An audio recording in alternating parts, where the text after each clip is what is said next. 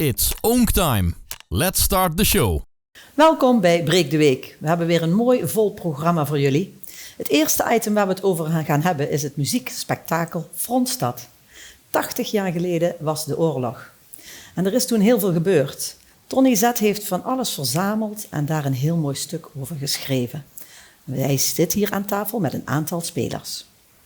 En vervolgens gaan we het hebben over de zomerschool van het Servicegilde. Want al is het straks zomertijd, er is nog steeds van alles te beleven en te leren en mee te maken. En daarvoor hebben we hier 2 gasten die daar alles over gaan vertellen. En daarna is het knutseltijd. Noortje en Winona Heijnen komen dan aan tafel, want zij geven workshops voor jong en oud. En als laatste sluit aan Cor Linssen samen met Richard van Kessel. Cor Linssen is al een keer eerder bij ons geweest om te vertellen over het bijzondere verhaal van zijn biologische vader en hoe dat eigenlijk aan het licht is gekomen. En nu heeft hij het nodige meegemaakt als gevolg daarvan. En heeft een amateurhistoricus meegenomen die nog verder gaat inzoomen op zijn geschiedenis en de geschiedenis van de Amerikaanse aanwezigheid aan het einde van de Tweede Wereldoorlog in Roermond en omgeving. Dus, zoals ik al zei, een overvol programma en hartstikke leuk. Welkom aan tafel, mensen. Welkom. Ja, Frontstad. Ja. Het muziekspektakel wat in september in de Oranjerie gevoerd zal worden, Ja. Tom. Hoe is het tot stand gekomen? Nou, hoe is het tot stand gekomen? We waren bezig met Kuipers. Ja. En na het einde is van, het was zo leuk. Mensen allemaal, een leuke groep, leuke mensen. Wat is van de roemde vervolg komen. En toen ben ik gaan denken van, wat is er nog meer waar nog nooit over iets gemaakt is. En dat was de Wereldoorlog in Roermond. En dat 80 jaar bevrijding was. 1 en 1 is 2. Het lag voor de hand. Ja, kon niet beter. Hè? Nee. Maar goed, dat klinkt makkelijk, maar dan moet je het nog gaan doen, opzetten, voorbereiden. Hoe is dat proces verlopen?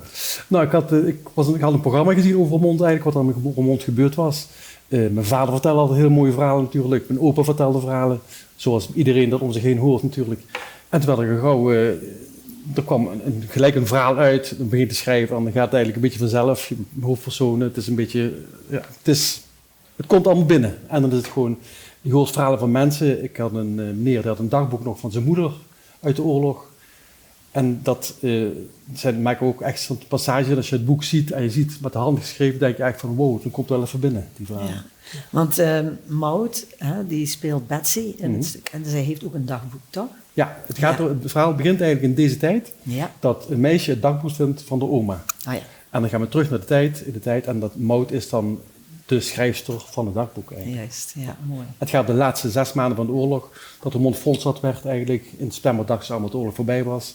En toen bleek dat de Duitsers 2 dagen later weer terug waren. Omdat Roermond goed lag als Frontstad. En ze daaruit de weg konden vervolgen. Ja, En toen was het Frontstad. heel indrukwekkend, ja, Ja. zeker. Ja. Het is wel een verhaal, moet ik zeggen. We zijn de staande feiten allemaal die erin zitten.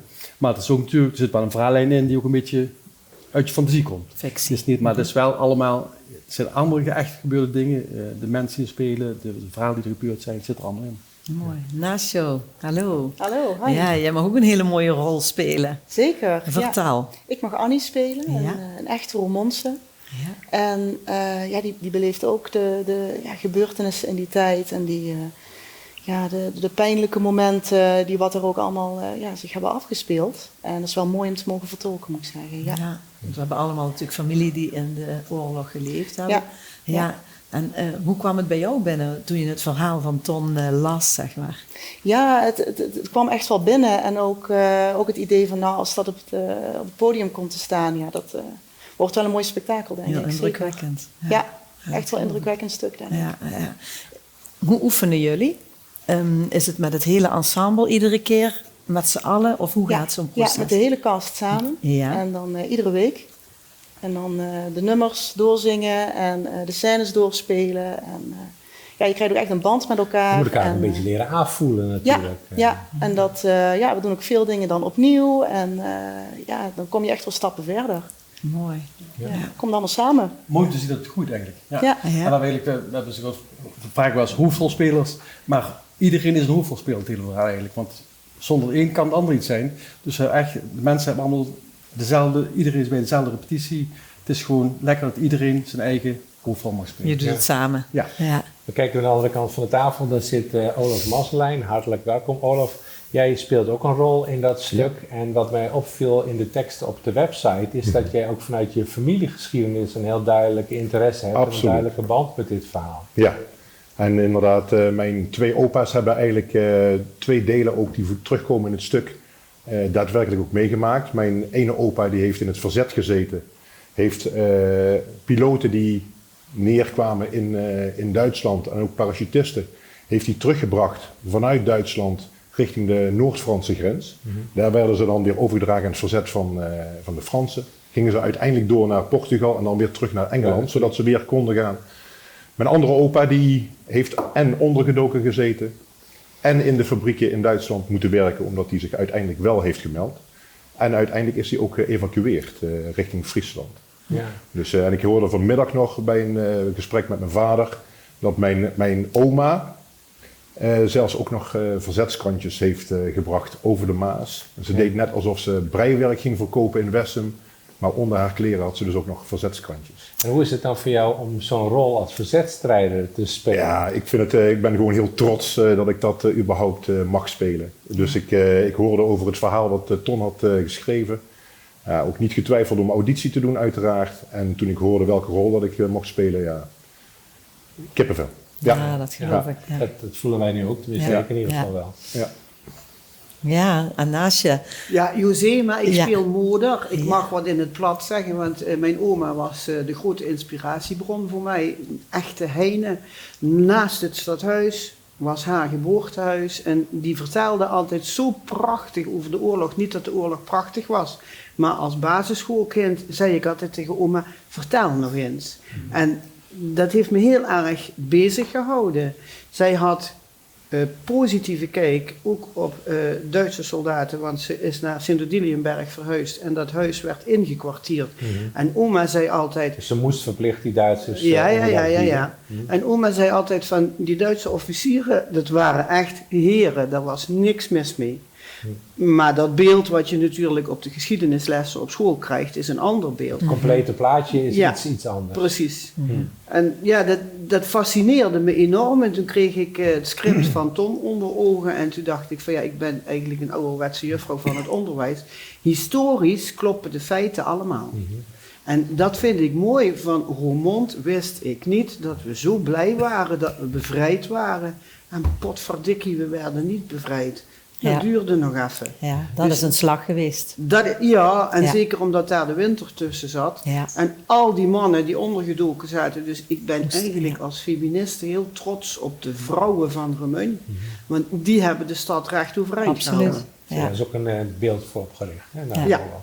Daarom ben ik ook een beetje trots op mijn rol als moeder. Ja. Ik bemoei me met alles en iedereen, dat past ook bij mij. Maar ik maak me ook zorgen over mijn zoon die ondergedoken wil gaan zitten in de Alfonsenschool. En dat mag hij van mij niet, terwijl ik echt ook aan de kapel ben opgegroeid. En maar goed dat ik mijn zoon daar niet naartoe heb laten gaan, want daar zijn de jongens Daar ging het opgepakt. mis, ja. En dat zijn die 13 mannen die tweede kerstdag... Op Luzekamp. Op de Luzekamp zijn doodgeschoten. Ja, dat zit in het stuk. En ik vind dat hij niet naar de Alfonsenschool mag. En het gebeurt niet. Ja, dat zijn heel indrukwekkende momenten van Roermond geweest. En het is natuurlijk tragisch, maar ook heel mooi dat we dat nu ook kunnen vertalen naar een muziekspektakelstuk. Ja, dat lijkt me fantastisch om te mogen doen, of niet, Tom? Ja, heel mooie muziek erin ook. Echt kippenvelmomenten, bombardementen. Een verhaal waar liefde, verzet, verraad, het zit er allemaal in eigenlijk. Ja. Je ziet geen Duitsers in het hele stuk. Je ziet wel behalve één Duitser. En dat is een Duitser die dan toch wel de goede Duitser is. Dus dat maakt het ook weer een verhaal dat van alle kanten wordt bekeken. Niet alleen slechte Duitsers zijn, maar ook jongens die gewoon voor hun dienstplicht daar moesten vechten. En dat is natuurlijk altijd, zeggen ze vaak, makkelijk om in het verzet te zitten na de oorlog. Hè, dan weten we het allemaal beter. Maar in de praktijk was het vaak een ingewikkelde situatie. Is dat ook iets wat terugkomt in het stuk? De dilemma's. Het heel stuk zit vol dilemma's natuurlijk. Ja. Maar eigenlijk bij de mensen die in het verzet zitten, die gaan echt voor hun voor hun stad Roermond eigenlijk. Dat is wel heel bepalend. Ja. Ja. Ik vind het ook heel bijzonder dat je zegt, mijn oma vertelde daar van alles over. Want Ja. heel vaak werden dingen verzwegen. Hè? Ja. Mensen versloten zichzelf af en hielden het vaak gesloten. Zo'n dagboek vond men vaak later pas. En dan pas kwamen de feiten boven water. En Dat klopt, is mijn bijzonder. moeder is van oorsprong Venlose en die vertelde helemaal niks over de oorlog, want die hebben het heel zwaar gehad. Ja. En die heeft ook echt heel veel honger geleden. Maar mijn oma vertelde daar op een hele andere manier over. Ja. Ze had bijvoorbeeld een eigen varkentje, dat liep achter haar aan, net als een hondje. En op een gegeven moment, toen het eten tekort was, werd er natuurlijk door de Duitse officieren voorgesteld om dat varkentje dan toch maar niet op te eten. Is niet gebeurd. Hebben ze niet gedaan. Ze hebben het varkentje bij oma gelaten. Het zit wel een Ja. beetje in de familie, hè? Ik hoor nou 2 keer heel duidelijk een nee. Die samenvatting had ik. Nou, wat ik heel mooi vind van Frontstad, los van het feit dat ik enorm geniet van de club die we samen zijn. Van jong tot oud, een hele fijne club samen. We oefenen in Schöndelen. Nou, ik vind het geweldig elke donderdag. Maar ik vind het ook belangrijk dat mensen, jongere mensen, daar naartoe gaan. Of eens gaan kijken van hoe was dat dan? 80 jaar bevrijding, hoe is dat? En 5 mei mochten we op de markt optreden. Hè? Een kleine preview van ons toneelstuk geven. En ik voelde dat helemaal door mezelf heen gaan. De vlaggen wapperden aan het stadhuis. Wij stonden op het bordes. Wij zongen ons lied. Machtig. Ik denk, ja, zo moet dat 80 jaar geleden zijn. Ook zijn geweest, ja. Ja. En het komt natuurlijk heel dichtbij in deze tijd. Zeker. Het is heel relevant. Het is heel relevant, ja. Ja. Het stuk wordt gespeeld in september. Wanneer is de première? 7 september, zondagmiddag is première. Ja. Daarna zitten we op de woensdag, donderdag, vrijdag, zaterdag, zondag. En er zijn er een paar succesopties. We mogen het heel erg hard gaan met de kaarten. Dan zitten we nog op de zondagmiddag en de zaterdagmiddag en de zondagavond nog. Ja. Maar Zijn de dat is kaarten opties. al te koop? Ja, kaarten zijn te koop. Ja, Het gaat waar? gelukkig heel goed. Via de Oranjerie zijn de kaarten te koop. Oké. Het gaat ook heel goed. We zijn wel, de helft van de kaarten is al weg. Dat is best wel Mooi. vroeg voor dit Ja, moment. ja. Dus we zijn er heel blij mee. Ja, we wensen jullie natuurlijk heel veel succes. Dankjewel. We gaan zeker kijken, we gaan het zien. En we gaan nu even naar een nummer kijken, want Betsy Mout gaat het nummer van Frontstad zingen voor ons. En mensen, veel plezier.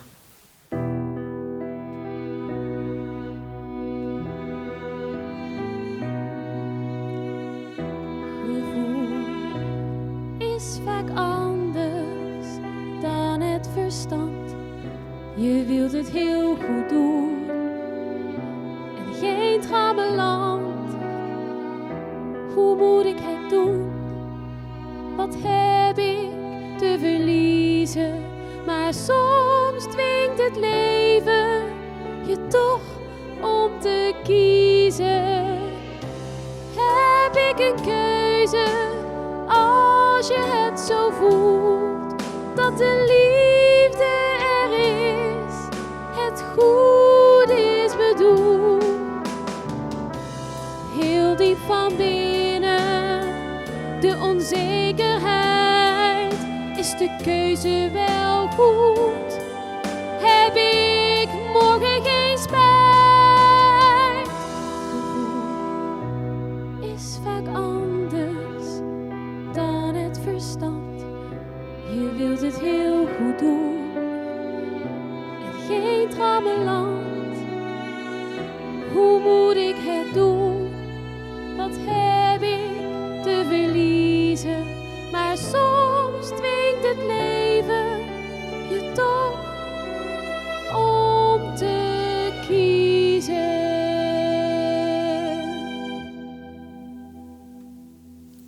Wauw.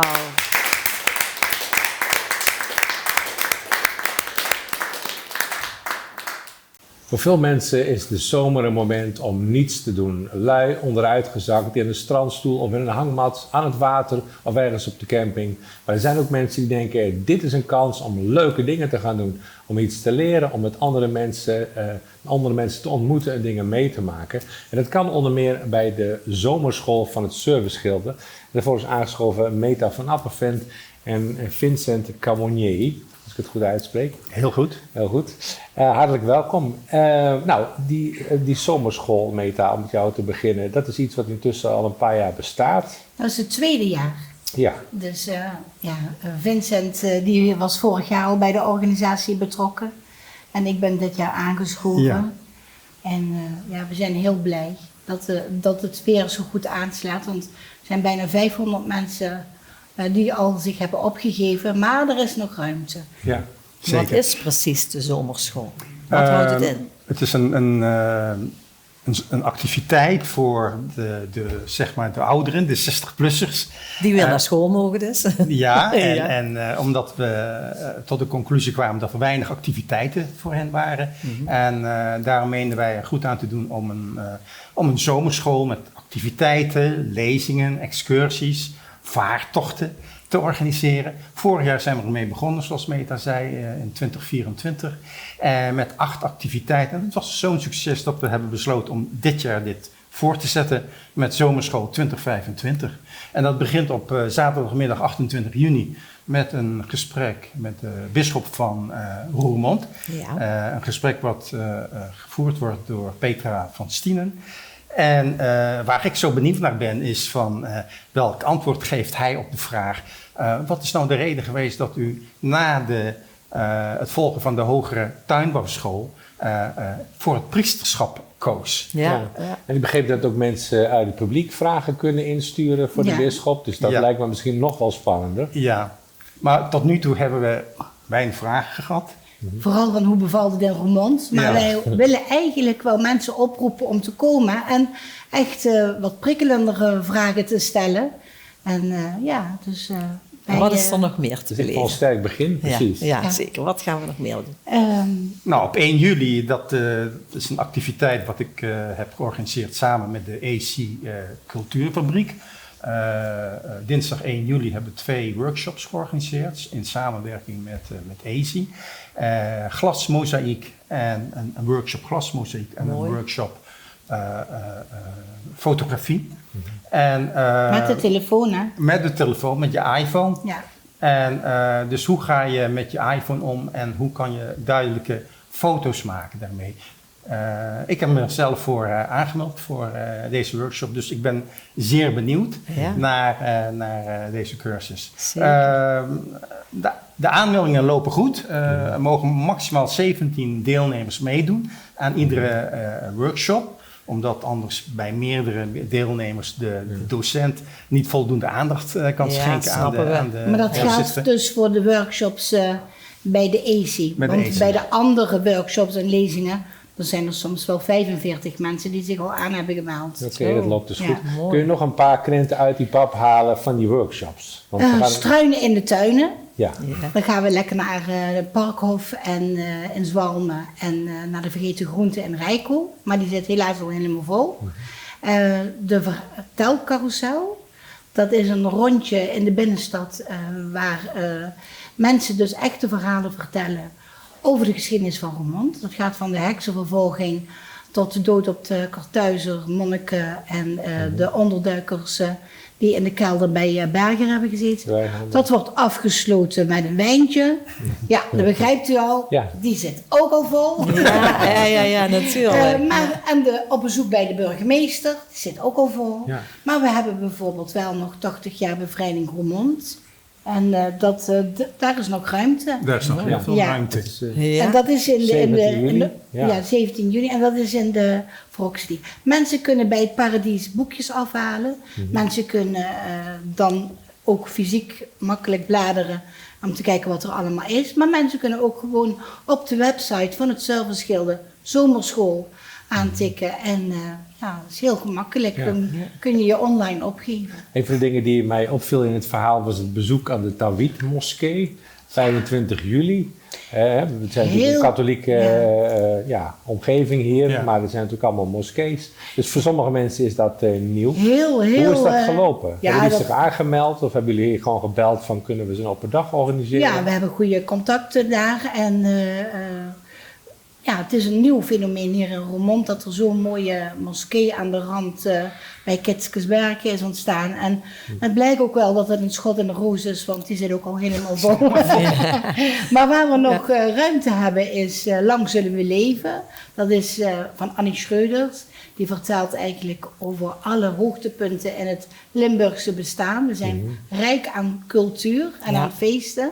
En aan de kleding en gebruiken en het eten. Zij heeft zich daarin verdiept, hè? Ze had vroeger het Museum van de Vrouw.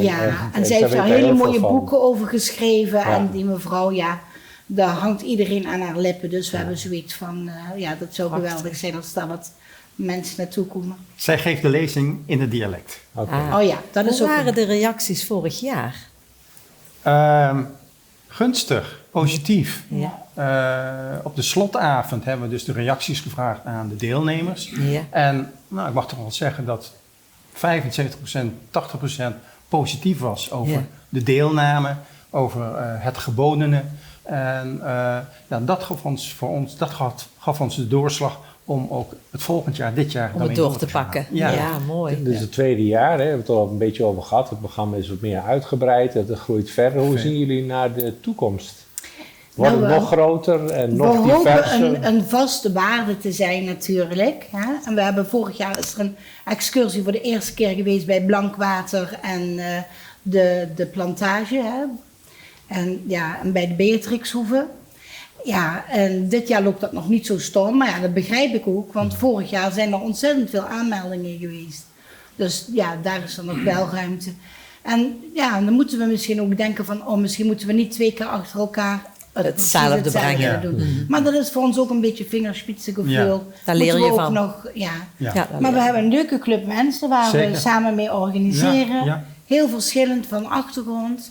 En we hebben ook nog een Peter Meeuws, die een prachtige wandeling door de voorstad doet. Dree Peters gaat bijvoorbeeld nog vertellen over 100 jaar Heilig Hartkerk. Dus we proberen ook in verschillende wijken te komen. Mooi. Dat Roermond groter is als alleen maar rondom het Münsterplein en het stadhuis. Absoluut. Ik woon nog niet zo lang in Roermond, in Herten.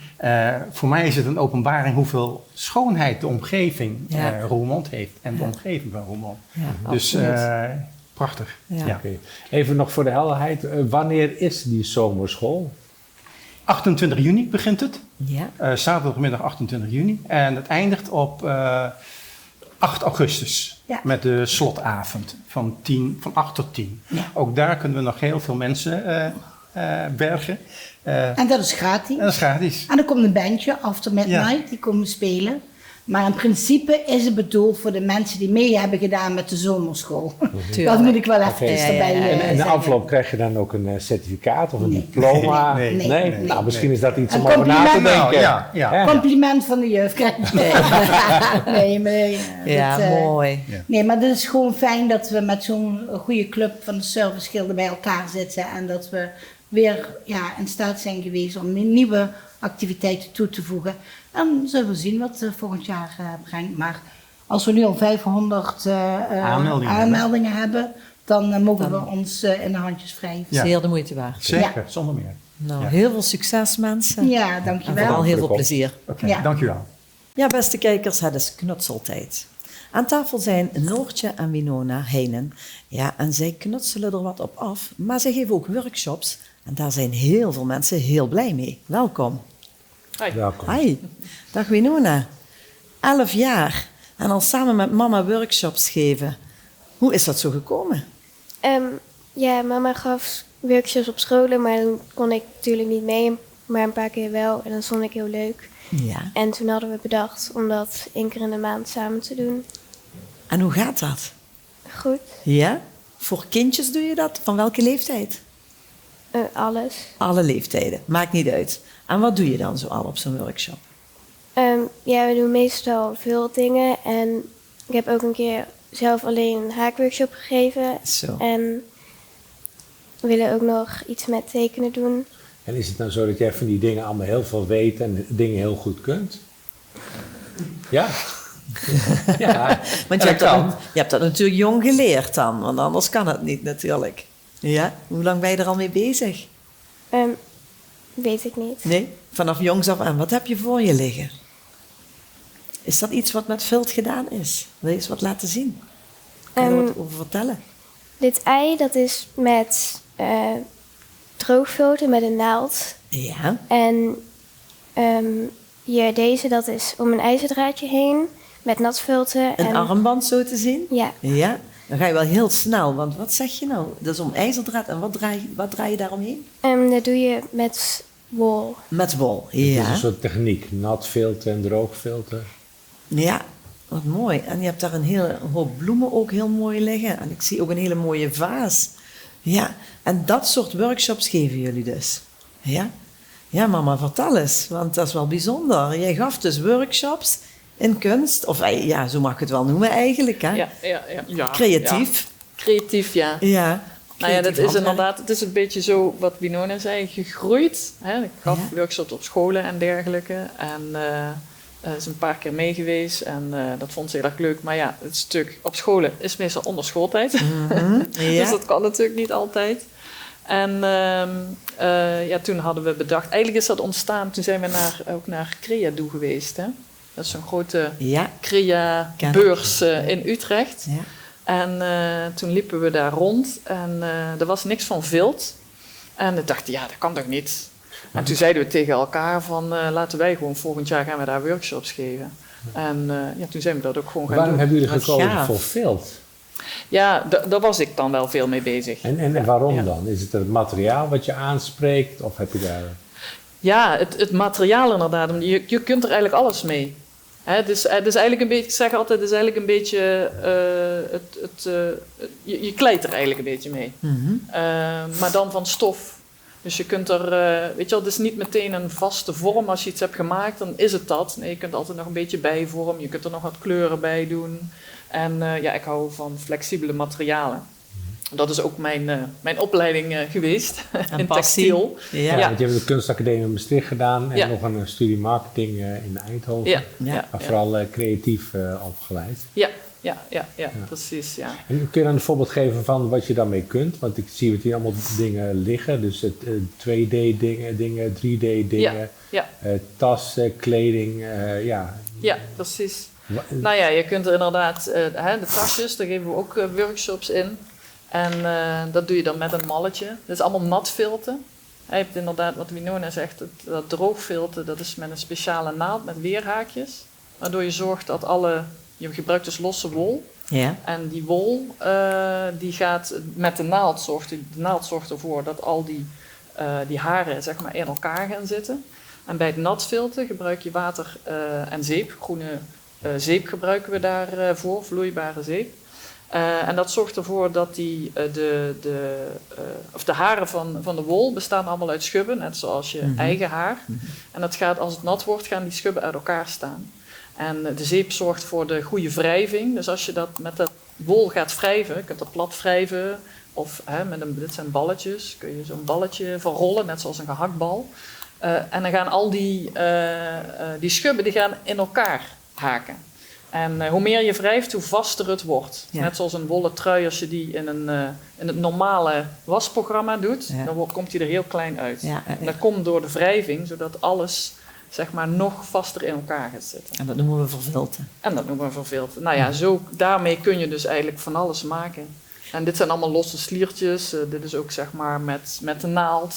Nou, je kunt eigenlijk alles verzinnen wat je wil. Ja. En sommige dingen kosten wat meer tijd dan andere. Is het dan ook wel eens zo van, je zegt ik hou niet van vaste vormen, maar van een stof waar ik alles mee kan vormen? Is het nou zo dat je soms begint met iets en dat het iets totaal anders wordt? Ja, soms wel, ja. Of soms gewoon met iets beginnen en dat je eigenlijk ook niet weet wat eruit gaat komen. Dus dan probeer je gewoon wat. Hier, dit is ook een probeersel. Ik weet nog niet wat het gaat worden.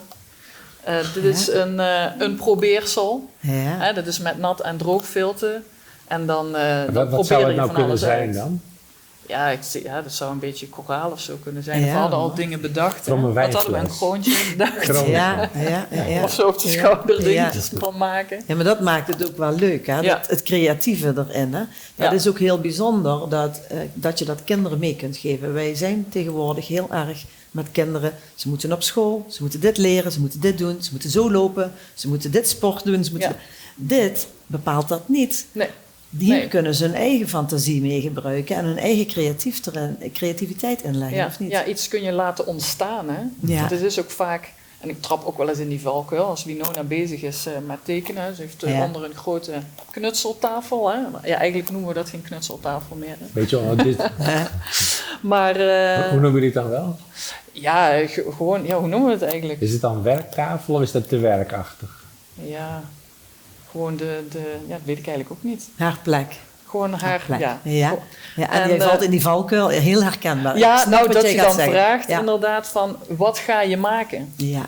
En dan zegt ze ook van, ja, dat weet ik nog niet. Nee. En dan denk ik, ja, ik weet het vaak ook nog helemaal niet wat ik ga maken. Het doet er eigenlijk ook niet toe. Nee. Weet je, iets kan ontstaan. Ja, dat is En dat fijn. is mooi als ze dat mee kan Ja, geven. ja. Hoe trots mag je dan zijn dat je kind inderdaad dat mee oppakt en dan samen die workshops mee gaat doen?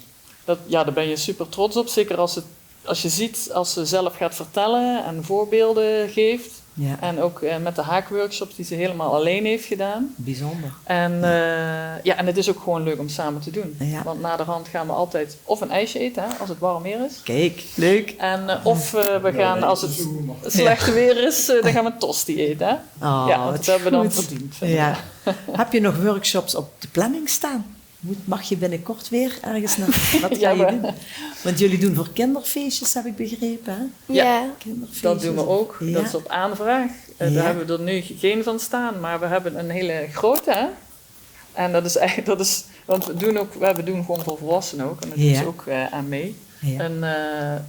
Voor een vrijgezellenfeest, hè, met een hoop dames. Oh, leuk. Ja, maar sieraden maken voor Vilt. Oh, geweldig. Maar ik hoorde jou net ook zeggen, jullie zijn naar het Creado geweest in Utrecht en er was niks voor Vilten. Ja. En toen zijn jullie daar gaan staan. Ja. Dat is een hele grote hal. Ja. Dat zijn heel veel creatieve dingen die daar getoond worden. Dat is wel bijzonder. Dan zijn jullie dus uniek daarin. Ja, we zijn de enige, want we zijn nu 2 keer daar gaan staan. Ja. En de tweede keer dacht ik, misschien komt er dan nu iets van vilt, maar niks. Jawel, er was prikken. Oh ja, prikken dan, ja. Maar nat filten niet, hè. Tenminste, wat wij doen, we geven daar Gaaf, daar bloemen. val je wel mee op dan. Ja, mooi. ze zitten ook allemaal vol. Maar Ja. ja, goed, het is ook wel heel erg leuk om daar te staan. Want het zijn natuurlijk, iedereen is blij en in de mood en iedereen wil iets leuks maken. Ja, iedereen wil het meemaken. Ja, een van de mooi. dingen die me opviel op jullie site waren ik weet niet hoe je dat noemt, die halssieraden. Volgens mij heb je daar ook eentje staan. Ben je?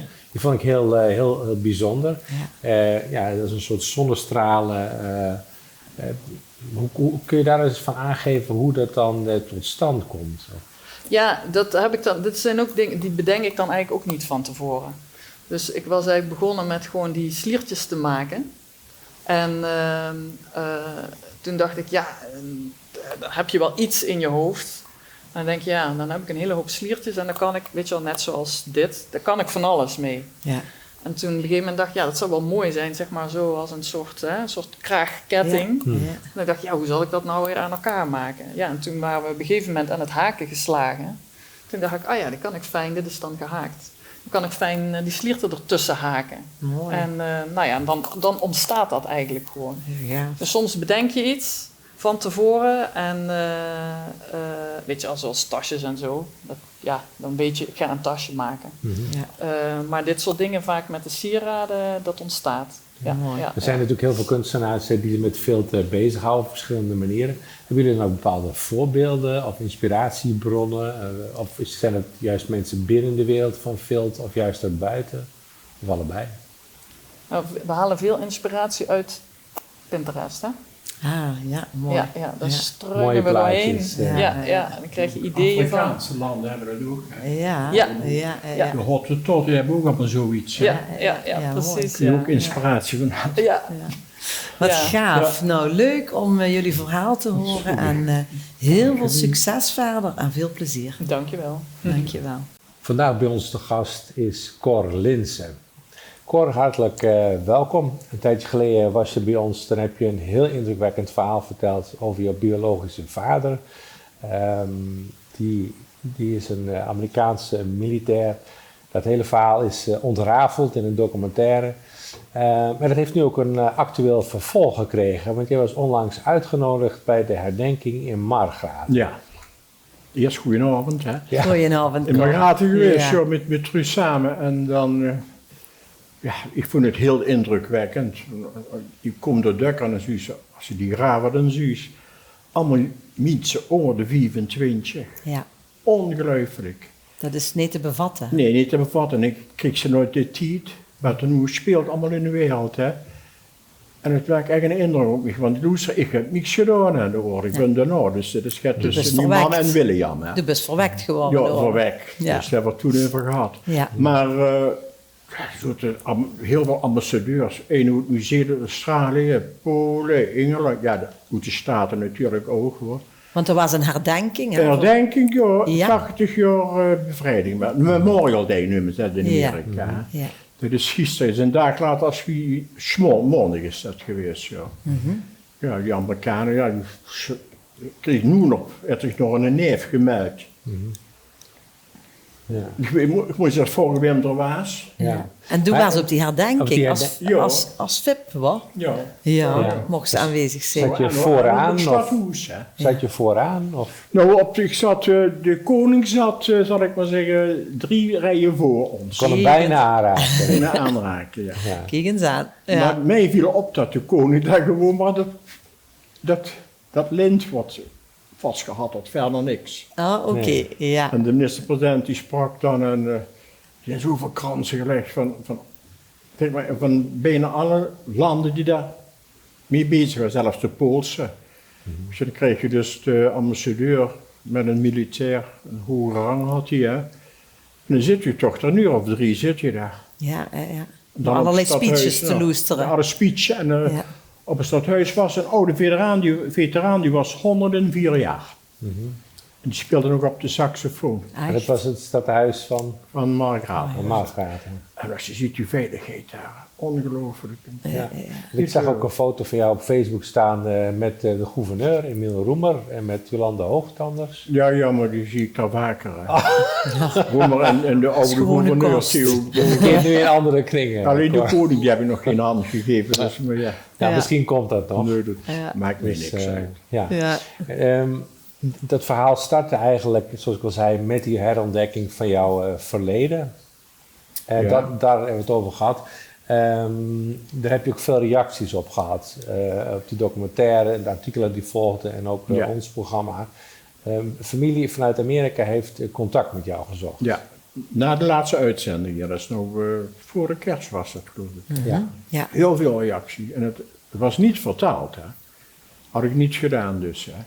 Maar je hebt jezelf bericht over gekregen, hè, maar die vonden dat allemaal heel mooi. Ja. Want het feit is gewoon dat die Amerikanen die vroeger dan heer waren, hè, en hij was een zwarte, maar er werd niks over gezegd. Het was eenmaal zo, in die tijd zaten ook nog de mensen achter in de bus, mijn voorouders. Hè. Ik kan me niet voorstellen. Ik Ja, achter maar de dat bus was een zitten. scheiding, hè? Zoals in Ja, Zuid-Afrika dat was nog langer heeft geduurd. Dat was Ja, in want Amerika ook. toen ik bij de normaal. hal werkte, dus dat was, dat is in 66 geweest. Toen was dat ook nog daar. En ik wou het Engels meemaken. Maar ik was niet zwart genoeg. Oh, echt? Maar heb je ook een probleem daar hoor. In Oh, Savannah dan- was dat, ja. Oh, jeetje. Maar ik gaf daar niks om. Oké. Maar goed, je hebt nu nog contacten met familie. Heel en, veel. Zijn ze nou al hier geweest? Eentje is hier geweest het vorig jaar. Daar hebben ze ook een filmpje over gemaakt. Ja. Mooi. En ik ga in september met een van mijn kleinkinderen, of in oktober, ligt dan hoe laat de school is. Hè. Ja. Dus met de zoon van mijn dochter. Mijn dochter is de eerste keer mee geweest. En van jou is bekend dat, omdat er thuis altijd gezwegen werd, hè, er werd niet over gepraat, er werd niets Nee, van ik was, gezegd, dat je te laat eigenlijk erachter kwam wie jouw biologische vader was. Nou, ik hebt was hem zeker niet- te laat. Ja, je hebt hem Hij net is pas niet. een 14 gestorven, dus. Ja. Ja. Maar Je hebt het hem was niet kunnen gewoon treffen. Ja. pa. Dus gewoon, pa is die me grootgebracht. Dat Tuurlijk, blijft hij ook. ja. Want die heeft nooit onderscheid gemaakt. Maar het mooiste is, alleen dus als ik in de spiegel keek op school, Don Bosco zo, was ik alleen donker. In de stad liep de Hamstraat, was allemaal dubbel verkeerd. Kijk, draaiden de mensen zich, het was veel donker en die draaiden zich allemaal om. Ja. Zag ik in de ramen. Ja. Maar je hebt dus geen kans gehad om hem te ontmoeten. Nee. Maar je wil wel heel graag weten wie die was en wat Wie hij die was, gedaan heeft. dat hè. weet Dan ik heb je nou een gedeelte allemaal, heb je hè. van familie gehoord natuurlijk. Ja. Maar naast je, daar zit Richard van Kessel. Kessel, ja. Welkom. Jij bent, als ik het even overneem, Ja. jij bent amateurhistoricus en jij raakte gefascineerd door het verhaal van Cor. Ja, dat komt omdat ik al jaren onderzoek doe naar de Amerikaanse aanwezigheid hier in Roermond direct, of rondom en direct na de bevrijding. En ja, als kind van een bevrijder, dan kom je eigenlijk al snel bij Cor uit. Ja. En zo heb ik Cor leren kennen. Dus je hebt hem waarschijnlijk geïnterviewd, je hebt de dingen bekeken. Maar het onderzoek van jou, ben je daar met betrekking tot de vader van Cor, de biologische dan, ben je daar nog dingen tegengekomen? Nou ja, dat is eigenlijk nog een beetje waar ik nog echt achteraan moet gaan. Maar ik ben wel voor 99,9% zeker van de eenheid waar hij ingediend heeft. Heb ik thuis. Maar dat moet dus nog allemaal... Je gaat dat uitspitten om te kijken. En ik wil dus eigenlijk gewoon vanaf het begin dat de Amerikanen de frontlijn op 6 februari 1945 van de Engelsen overnemen. Vanaf dat moment wil ik eigenlijk proberen te achterhalen, en dat is een utopie, want dat gaat toch niet lukken, welke Amerikaanse eenheden hier zijn geweest, en het liefst ook nog probeer ik daar gezichten bij te krijgen, dus van mensen die er daadwerkelijk geweest zijn.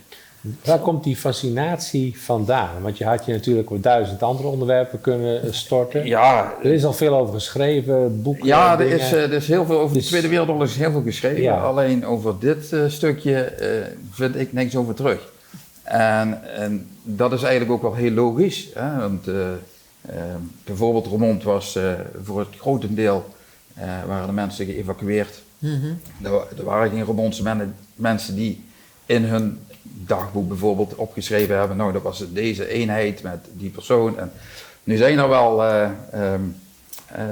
Gerard Houwe bijvoorbeeld, die heeft een dagboek bijgehouden, die heeft er een aantal namen in gezet, die heb ik ook allemaal kunnen traceren. Maar zo probeer ik gewoon eigenlijk zoveel mogelijk. En gaat het dan om de grote troepenbewegingen en eenheden en slagen? Of gaat het ook vooral om de mensen te laten zien die daar onderdeel van uitmaken? Ja, eigenlijk van beide. Want Cors vader was die behoorde tot een engineer-eenheid. Dus genie. Dus je moest bepaalde dingen, bijvoorbeeld de spoorlijnen opknappen, bruggen, wegen. En ja, die horen er ook bij, maar het gaat ook om gevechtseenheden, dus we weten eigenlijk allemaal wel wie Roermond bevrijd heeft, maar ik probeer de gezichten van de mensen die dus bij die eerste patrouille zijn geweest, die probeer ik allemaal te achterhalen. Ja, dat zou mooi zijn. En ja, dat is eigenlijk een beetje waar ik mee bezig ben en heel veel tijd in steek. Daar ben je al een tijdje mee bezig. Wat zou een resultaat moeten zijn? Wat ga je ermee doen met al die inzichten en kennis? Ja, het is de bedoeling om dat ooit eens ergens te publiceren, maar in welke vorm, dat is nog niet helemaal duidelijk. Ik ben ook bezig met een biografie van Vincent van Henke op te stellen. Vincent van Henke was de eerste Amerikaanse bevrijder die op 1 maart 1945 de Roer overkwam. Ik heb contact met familieleden van hem en dan proberen we samen dat verhaal. Dat zou een kapstok kunnen zijn om het hele verhaal aan op te hangen natuurlijk. Ja. Maar ja, het is een periode van 4 maanden. Ja. En ik heb moeten kiezen voor een begin en een eind. En ja, daar ben ik wel nog altijd naar op zoek naar informatie. Ja, wat specifiek, waar ben je dan naar op zoek? Kun je daar iets meer over vertellen? Nou, sowieso om te beginnen eenheden. Van welke eenheden zijn hier geweest? Soms is het maar dat een eenheid gewoon op doorgang is geweest. Maar soms zijn er ook eenheden die langer hier zijn geweest. Maar om het te traceren welke eenheid dat het is, ja, dat wordt heel lastig. Want als je geen aanknopingspunt hebt, ja, dan is het eigenlijk zoeken naar een speld in een hooiberg. Ja. Het zou wel heel gaaf zijn als we gezichten erbij kunnen krijgen. Of ja, zeker. Want wie heeft Roermond mee bevrijd? Hè? Ja, er zijn nu bijvoorbeeld op 1 maart 1945, ik noemde Gerard Houwen al, hij heeft een dagboek bijgehouden, maar hij heeft ook filmbeelden gemaakt. En daar staat Vincent van Henke bijvoorbeeld op, maar er staan ook nog een aantal andere soldaten op. En die probeer ik dus allemaal te achterhalen. En hetzelfde met het bevrijdingsfeest van 6 juni 1945. We kennen allemaal generaal Anderson, die dus op de Andersonweg de plaketten onthult. Maar er staan nog heel veel Amerikaanse soldaten omheen. ook die probeer ik allemaal te achterhalen. En ik weet dat gaat niet 100% lukken, maar ik heb wel een aantal kunnen vinden. Maar ja, dan heb ik dus personeelslijsten nodig van soldaten die in eenheden hebben gezeten. En die zijn bij lange na niet compleet. Ja, ik kan me voorstellen dat je dan ook contact opneemt met het leger in Amerika. Dat zullen allemaal verschillende organisaties zijn. Maar die hebben vast daar informatie over. Ja, dat valt nog wel tegen. Dat is echt, personeelslijsten zijn niet compleet.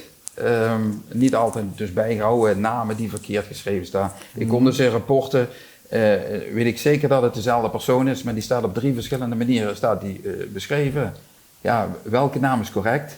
En ja, dan moet je daar maar. Dat was ook een heel hectische tijd, hè, en die tijd. Ja, natuurlijk. Maar dat maakt het voor mij maakt wel het heel wat lastiger en uitdagender. Ja, Cor, wat ik niet snap, als ik even mag zeggen, dus in 1946 ben ik geboren, waren er ook volgens mij bijna 250 bevrijdingskinderen geboren. Ik had alleen een kleurtje. Maar waar zijn die anderen? Aan mij zag je het, hè? Maar er zijn genoeg hier die dit helemaal niet weten. Omdat je was later waarschijnlijk een keer... In mij zag je het toch altijd? Ja, dan weet misschien je. is dat altijd die vragen, weet je wel. Ja, misschien is dat een mooie gelegenheid voor een volgend boek. Ja, maar ik denk dat hij zijn handen nu wel even vol heeft. Maar ik wil nog even ergens op inhaken.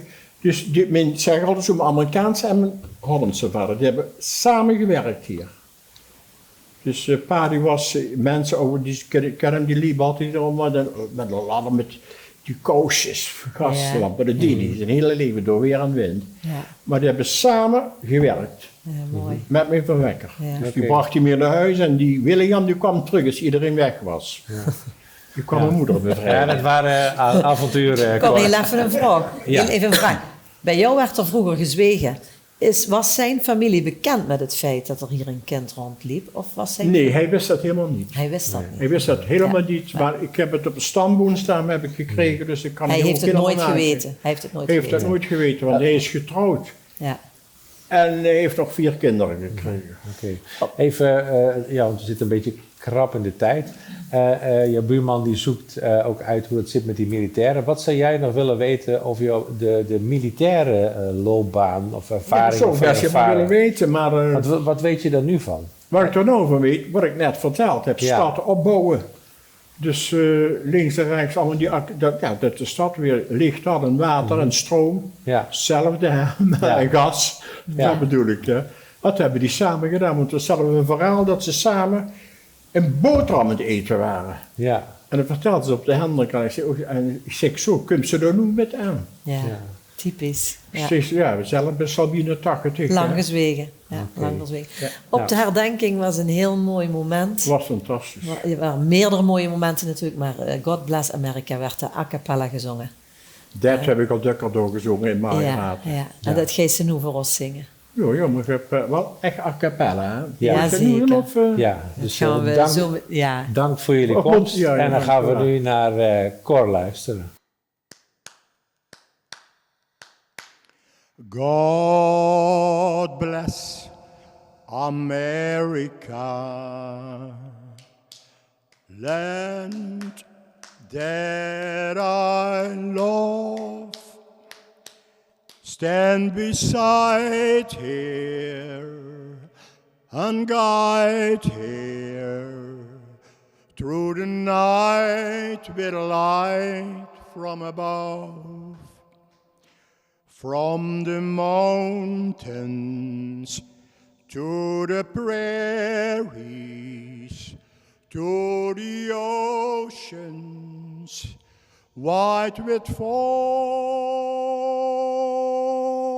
God bless America, my home, sweet home.